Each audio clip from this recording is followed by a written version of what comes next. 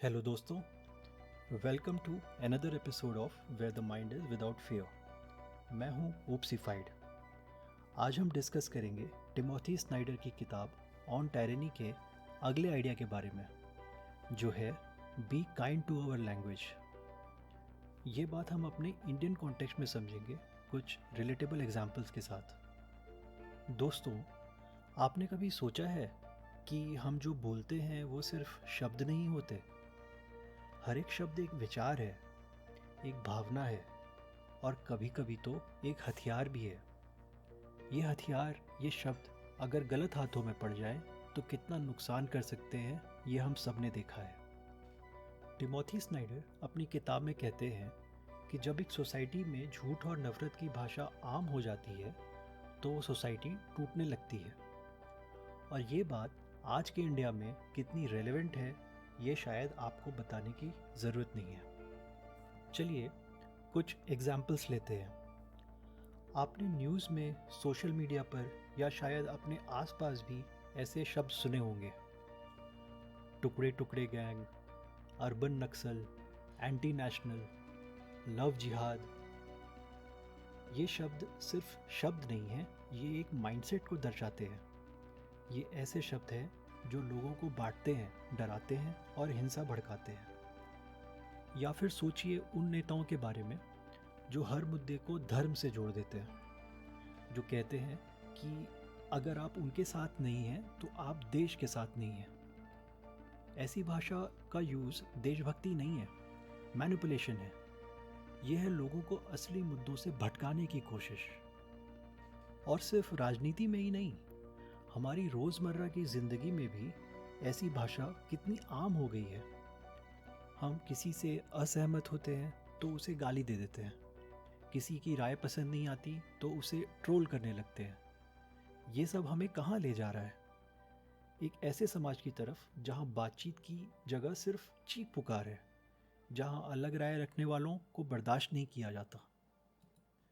Snyder ये भी कहते हैं कि जब भाषा बिगड़ती है तो सच्चाई पीछे छूट जाती है। इंडिया में तो हमने ये देखा है, जब नेता लोग झूठे वादे करते हैं, नफरत फैलाने वाली भाषा का इस्तेमाल करते हैं, तब समाज में झगड़े होने लग जाते हैं।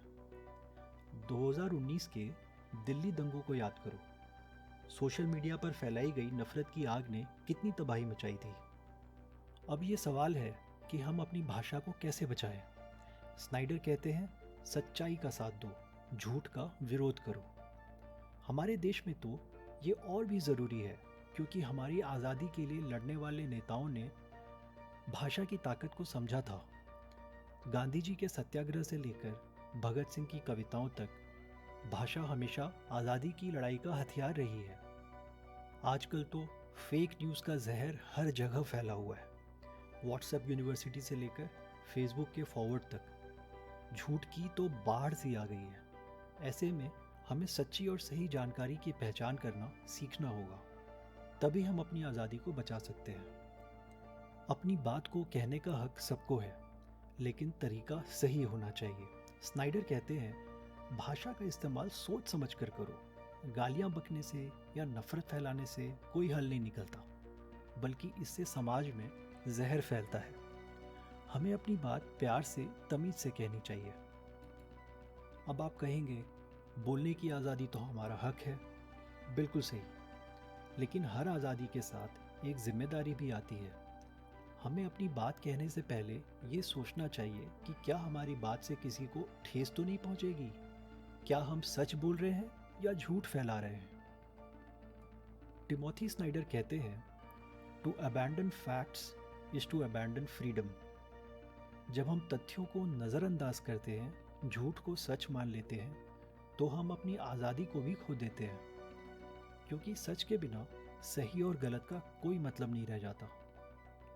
और जब सही और गलत का मतलब ही नहीं रह जाता, तो कोई हमें कुछ भी कह सकता है और कुछ भी कर सकता है।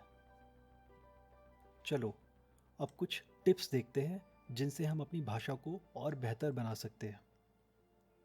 अपनी भाषा से प्यार करो। अपनी मातृभाषा को सीखो, उसमें लिखो, उसमें गाओ, उसमें जियो। नई भाषाएं सीखो, इससे आपकी दुनिया और बड़ी होगी और आपकी सोच भी खुलेगी। शब्दों के साथ खेलो, शायरी करो, चुटकुले सुनाओ, कहानियाँ लिखो, अपनी भाषा का मज़ा लो। सवाल पूछने से मत डरो। अगर आपको कुछ समझ नहीं आ रहा तो बेझिझक पूछो। अपनी राय रखो, लेकिन दूसरों की भी सुनो। असहमति का मतलब ये नहीं कि सब आपके दुश्मन हैं। इससे सीखने को मिलता है। सोशल मीडिया पर ध्यान से। हर चीज़ पर आंख मूंद कर भरोसा मत करो। पहले सोचो, समझो, फिर शेयर करो। दोस्तों, भाषा की ताकत को कम मत समझो। ये हमें जोड़ भी सकती है और तोड़ भी सकती है। ये हमें आज़ाद भी कर सकती है और गुलाम भी बना सकती है।